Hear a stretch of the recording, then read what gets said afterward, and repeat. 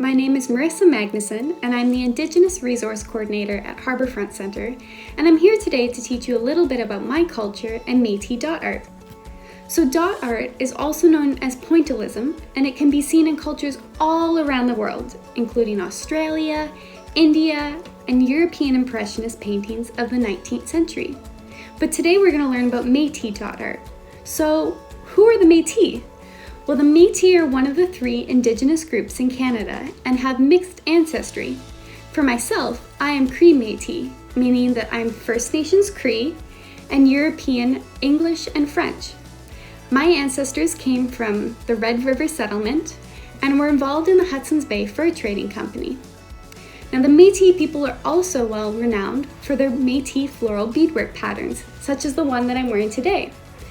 Now, this shawl is a good representation of what traditional floral beadwork looks like. Often you'll see that it's symmetrical on both sides, except there are a few small differences. Can you spot it?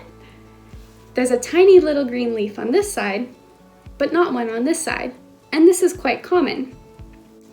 Our designs are inspired by our environment, but we also take inspiration from European embroidery designs as well as stained glass designs. Our beadwork tells stories about who we are and where we come from. Now today we're going to be inspired by Métis beadwork designs, and we're going to use small dots of paint to represent tiny little beads. So let's get started. So for this craft you're going to need some pencils, some cotton swabs, acrylic paint, and then something to paint on. So cardstock, paper, a rock, whatever you've got. So you can draw whatever you want, but I'm gonna draw a rosebud inspired by the shawl that I showed you earlier. And then next, using a Q-tip and some paint, you're gonna use the paint to dot right on top of your design.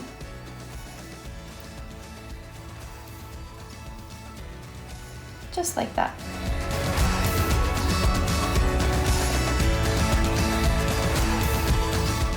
Now remember how we talked about how Métis art is symmetrical? Except for every once in a while there is that one bead or that one flower that is just slightly different. So we're going to add a spirit bead in this flower. Now spirit bead is a different color than the rest, and it represents that everybody makes mistakes, but that's what makes us human. So I'm going to add a red spirit bead right there.